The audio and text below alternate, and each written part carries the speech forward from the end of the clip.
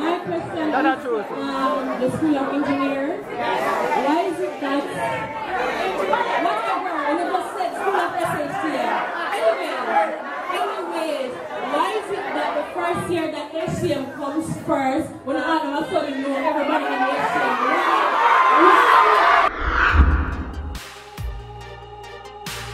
Kevin Downswell, I Watch Campus, love. This is your girl Alina, you don't know it's all about I Watch Campus. Watch Campus. It's your girl Nikisha Bond. Better make sure you're I Watch.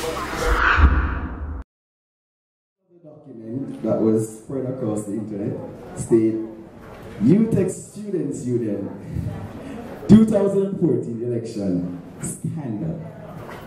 Now, for me, Utech Students Union 2014 and scandal should not be in the same line of sentence or argument. As at such, the Utech Students Union is here to address all issues or concerns that you might have with the 2014 election and other issues that you are currently facing. And at this time, I hand over to the President of the Utech Students Union 2013, Mr. Grivel Smith. Make it welcome. Good afternoon, everybody. Now, as Mr. Collin had raised the reason for this meeting, we are here for open discussions for whatever issue, whatever topic. Any questions you feel free to ask. I'm saying whatever questions you feel free or confident to ask, you may ask, as the answers will be delivered accordingly once we are so permitted to. So I now open the floor for the discussions to start. In terms of the article that was released, there are a number of concerns, and I'm hearing that you, as students that we serve, have some important questions as well to ask as it relates to the electoral process. I ask the spiritual director to read the article, and then we will read our response, and then the discussion will start. Okay, good afternoon. For those who have seen it and for those who have not seen it, I'm just going to read it because this is one of the issues that we're here to discuss today. Okay, as was posted on this blog, a group of Utech students wrote to the registrar about their concerns regarding the running of the 2014 Students' Union elections. After a probe, it was found that only 4 candidates met the GPA requirements to be eligible for running in the election. Does this not point to corruption on the part of the Director of Elections, Siobhan Cassell, and who knows which other council members are involved? Candidate for President, Mr. Delroy Sennett, is currently on academic probation. Therefore, how is he eligible to run when the requirements explicitly states a GPA of no less than 2.7? There were 3 persons in the running for Vice President PR, and suddenly it was only 1 person who never applied for the position in the first place. How is it that Darren Magan, now School of Building Rep, is now running for Vice President of PR when his nomination form says VP Student Services?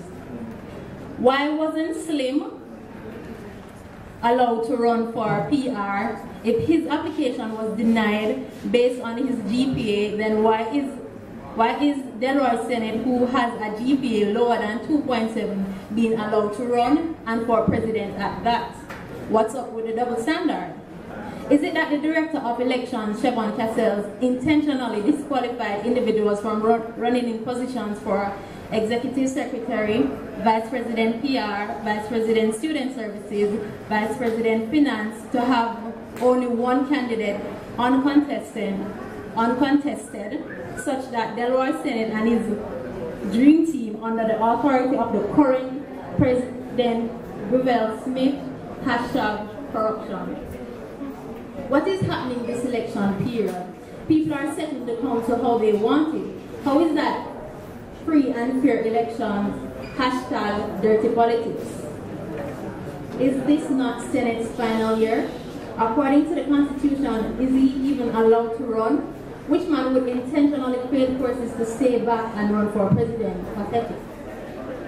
VP Production, aka Vice Fraternity Productions, how was this company established and funded? Rebel Smith, Mr. President.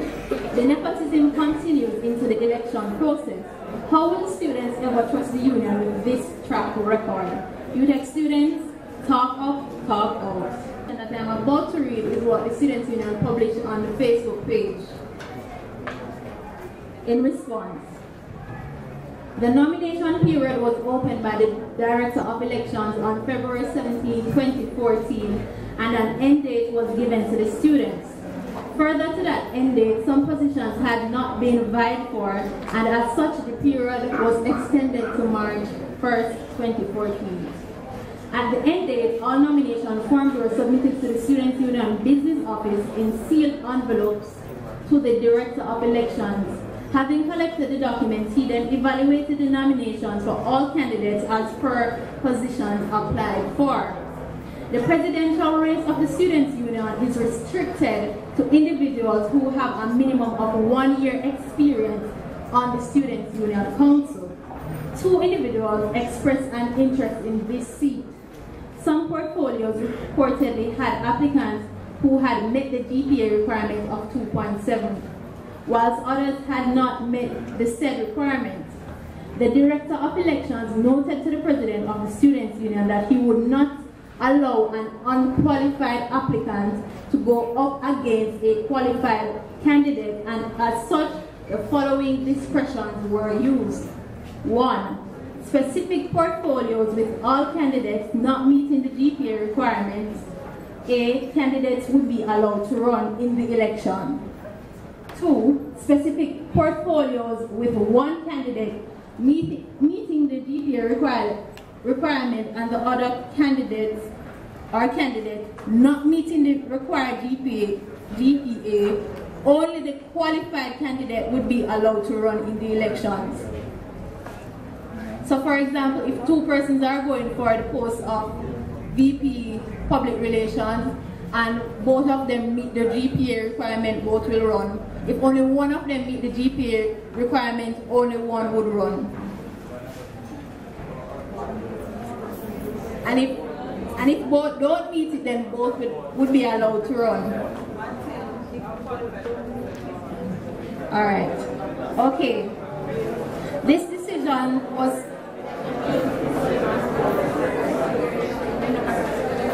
all right. Let me repeat this. 2 persons are running for a position. One has met the 2.7 GPA requirement and the other has a 1.3 GPA. For example, right?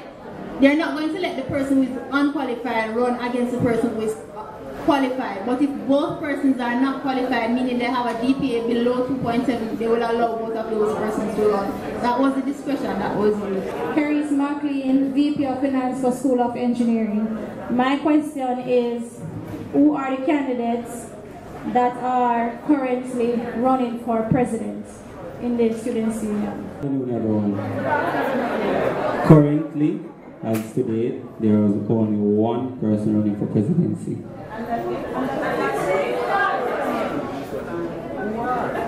I am not able to disclose it now, but it will be placed on the website. Listen.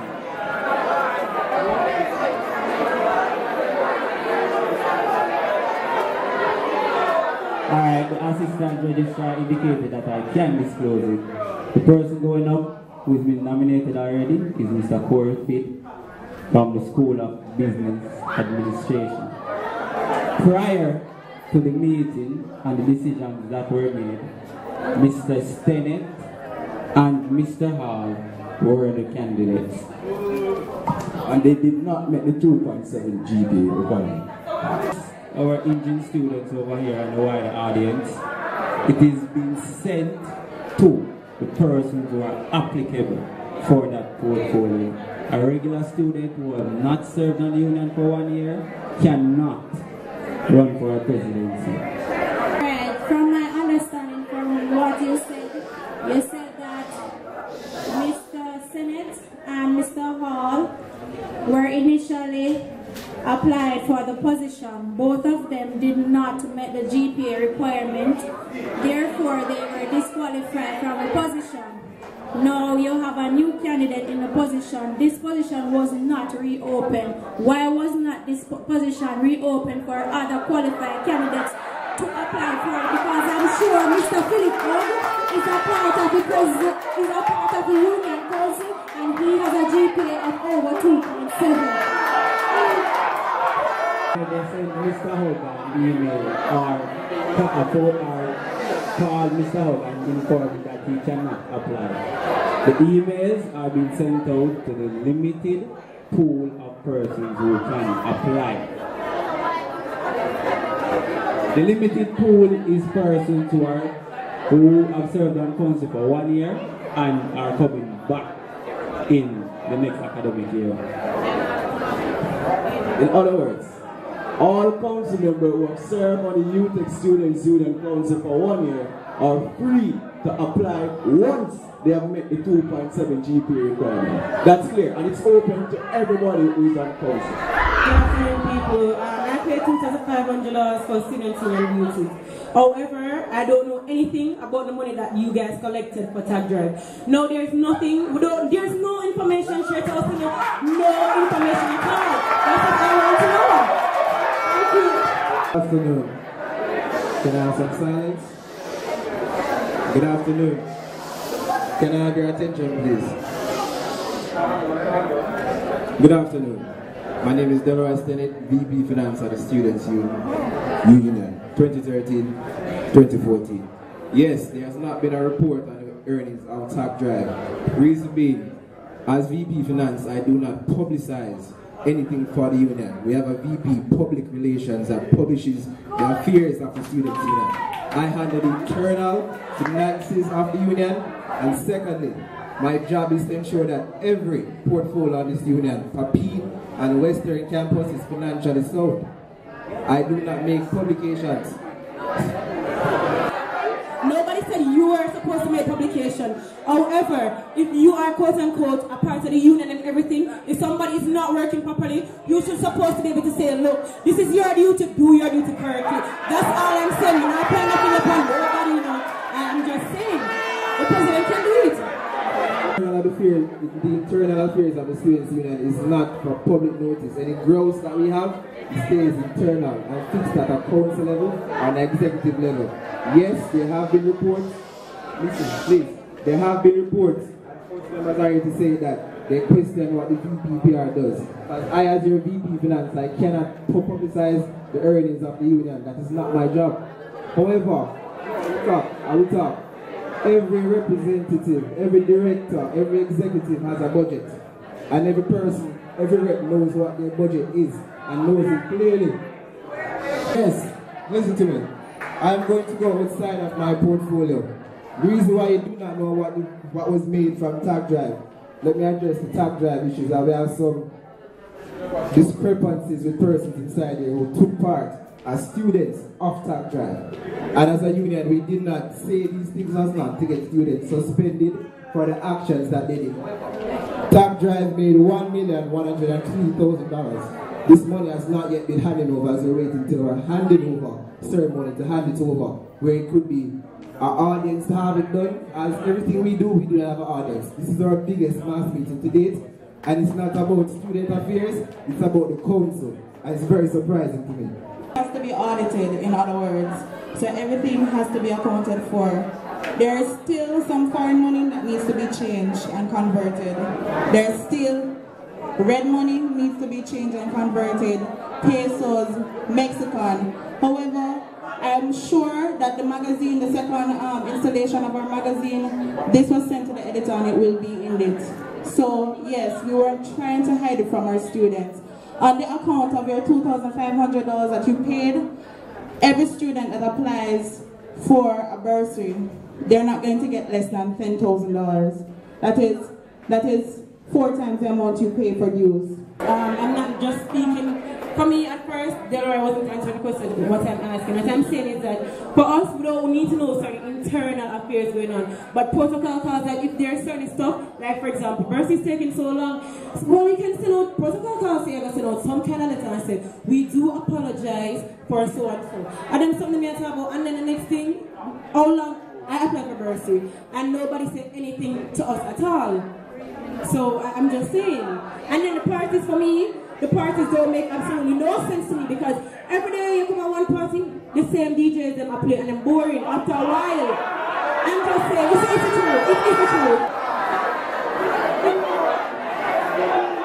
Listen.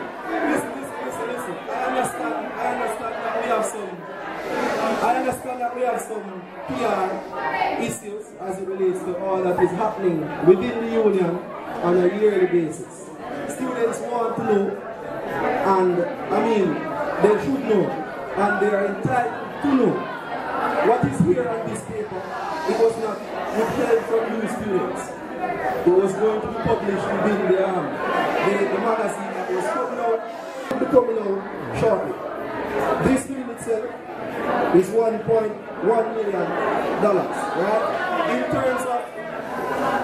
In terms of parties and don't making sense, on a weekly basis, college rave lodges over $100,000. And hold on, you're entitled to know. That is why we are here today. So, in terms of the internal finances, those do offset a lot of things that the union do partake in.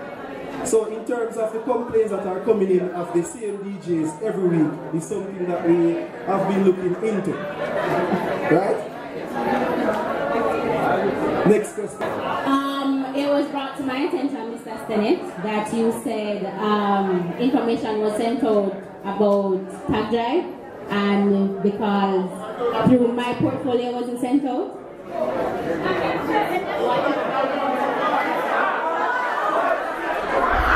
One sponsor the bar sign over to, or only one sponsor govern the bar? Alright, thank you. I was looking forward to that question. Let me address it. During the summer period, we ventured to talk to various sponsors. Smirnoff, Red Neville, Pepsi, Ting, Wisinko, various sponsors. First approach was Smirnoff, no response. No response whatsoever, so we tried Red Neville. Red Neville, we did not get a response from Red Neville till August of last summer, until we were asked to meet with the head of marketing, Mr. Gary Dixon. When we met with them, they said they want to have a 1-year contract, as the union cannot sign more than a 1-year contract, as the council lasts 1 year. So another council cannot be responsible for another council's decision, which makes sense. Red Neville approached us and said they realized that certain infrastructure is lacking in our student activity center, which we agreed, because we have asked the university in the past to fix it. However, when we asked them, there is no budget for it, and they're pushing SHTM, that lab over there that's not yet open, various things. So we ourselves decided we're going to get it fixed on our own. So when we approached them, they said, fine, they will give us an $11.5 million sponsorship for 1 year, mixture of cash, products, and assets. An asset being the paving of the barn, the staging, the benches, and other assets to come. Yes, for this year, the Students' Union has not bought any products that we needed for any of our events. And also, each representative here who keeps a social or party for fundraising has received 1 free execution, as paid for by Ray and Neville, which is engine, building, costs. Every faculty has received that. And your rep can attest to it, as potential was paid for stage sound and lighting by Ray and Neville. This is a 1-year contract. It might sound like it's a sellout, but no one has offered help. It's a 1-year contract, and come May, it's done. Just to completely answer the question, J. Ray Neville Limited is not the only sponsor that we have on board with the Students' Union for this academic year. We also have Pepsi and Ting, we have Reggae Jammins, we have our Zip 103 FM, we have our on-site restaurants, Submerge, we have Optifusion, regular people that we will have come on board with us for events that we host every week. practically. So we are proud to say that J-Rand is our title sponsor for this academic year. They have done us well, and we are thankful. This meeting was organized because of a leak of information. Now what I'm saying is there was two candidates, both were unqualified that was running for president. If there wasn't a leak of the information, would they be able to run for position? As the title stated, it's a scandal. To address that point, before this went viral, a decision was made by selected union members, Assistant Registrar of Student Services, the Registrar, and AVP Legal Affairs, that we should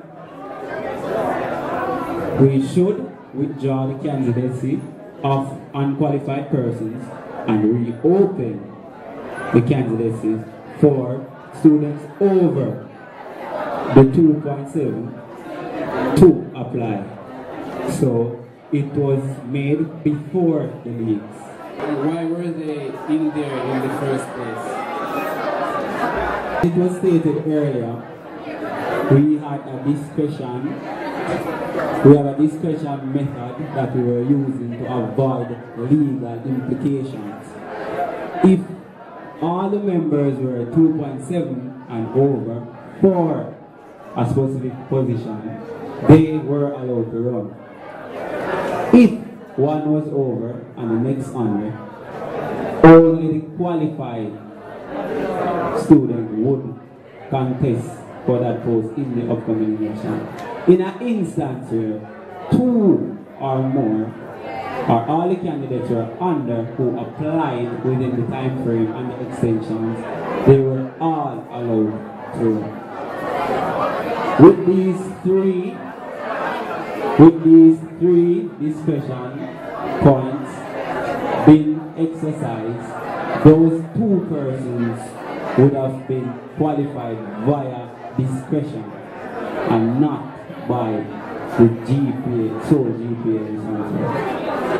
As a student, right, sir, you're the person that approves the persons running for election.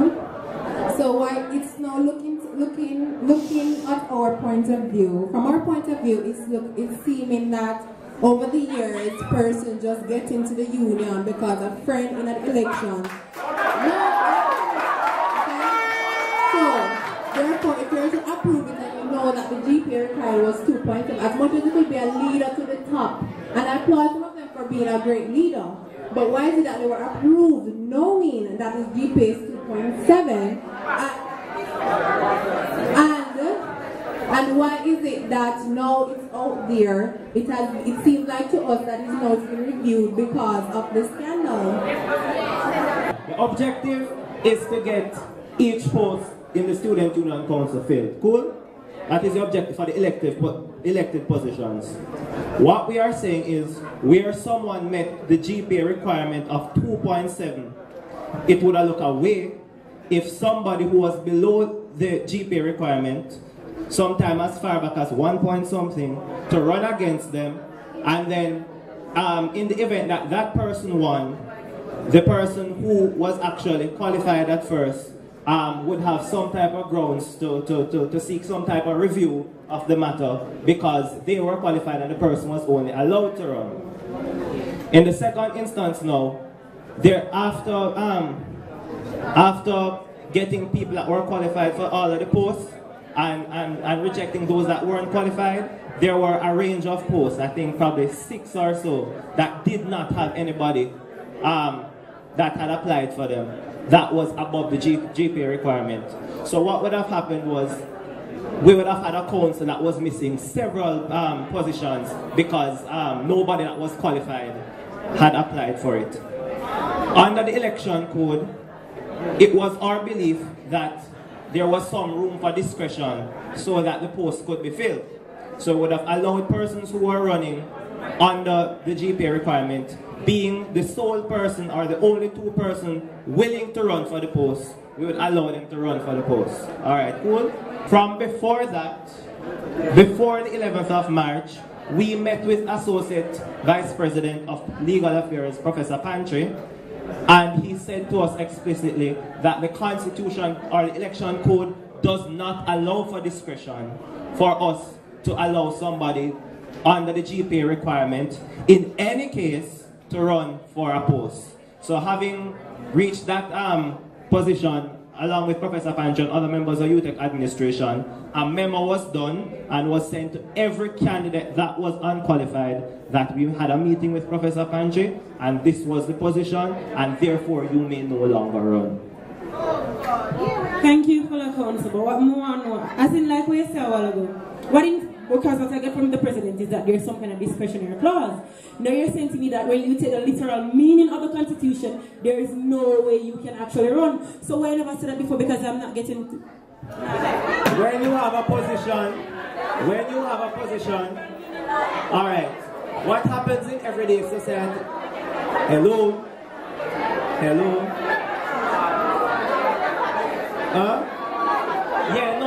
all right. What happens in regular everyday occurrence in life? You have non-legal minds that are interpreting legal documents. Alright?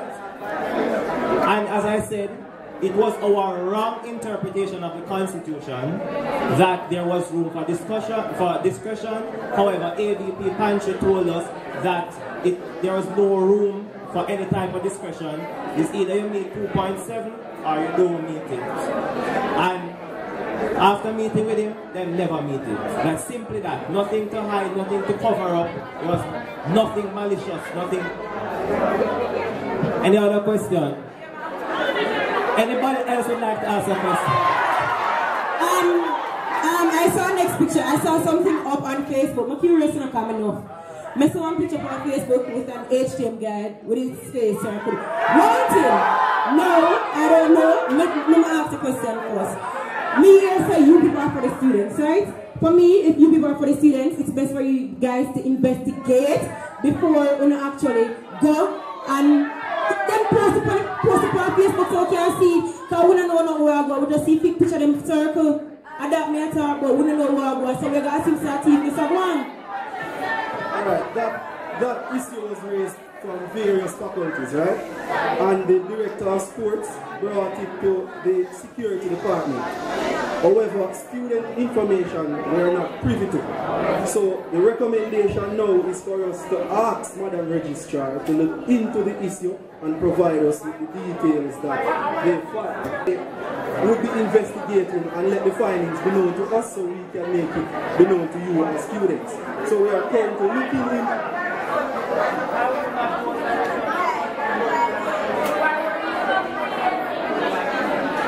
So we are looking into the issue and the investigation is currently going on as the memo is currently being drafted to Madam Registrar.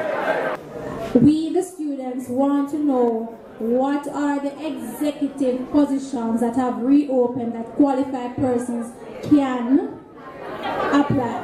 What are the positions reopened? As you may see yesterday on Facebook, we have VP Finance, VP PRO open right now.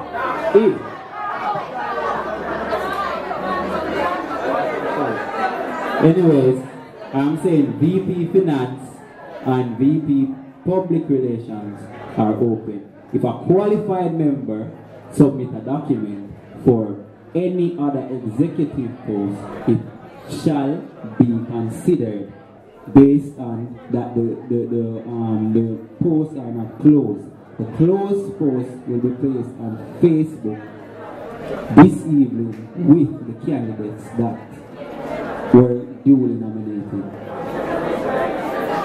However, attend University of Technology Jamaica. Now we pointed it out to the union that these persons are not currently registered in this university, right? Why were they disqualified on the night? Because it was pointed out. We have proof. We have emailed you guys the pictures. We are sending out requests.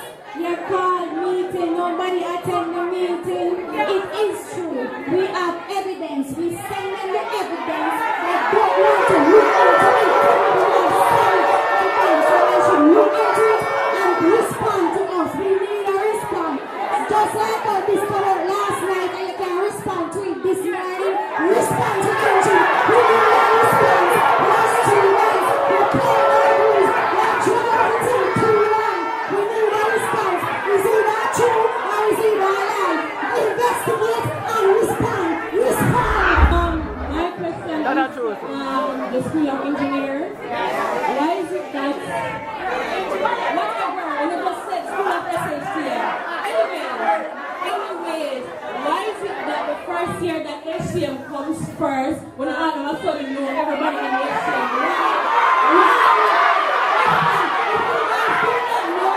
If you guys did not know, we have people on certificate here in baking technology. Why is it that we come first to first year and not fight you out?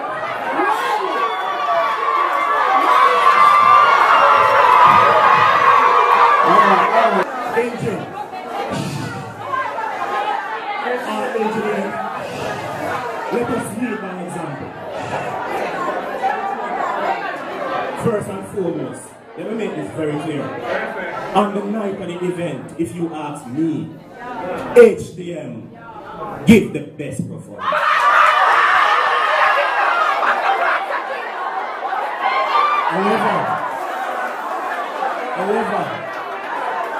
However, ladies and gentlemen, fear is fear. If it is that the rule explicitly says that all students must be registered to the university, right?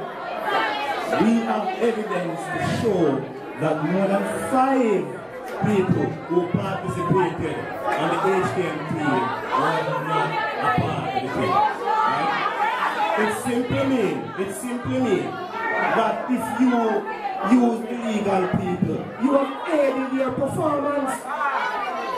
Alright? It's simple as that. Good afternoon, students. Good afternoon, students. Let me make it very clear. My name is Dorothy Capital Portugal. Let me make it very clear that our role as administrator is to protect students' rights. Now, if you feel that students, hold on, let me speak, okay? If you feel that students entered a competition who were not students unfairly, I want you to bring that to my office so that we can disqualify a